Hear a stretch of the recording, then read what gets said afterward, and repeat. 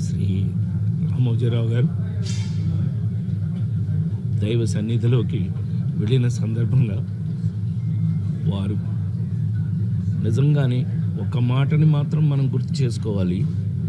అంతటి మహానుభావుడు ఈ దరిద్రపు చెత్త రాజకీయాల వల్ల చివరికి మన క్షోభ అనుభవించి వెళ్ళారు. అది భగవంతుడు చూసుకుంటాడు, డెఫినెట్ చూసుకున్నాడు, భగవంతుడు చూసుకున్నాడు. కానీ ఆయన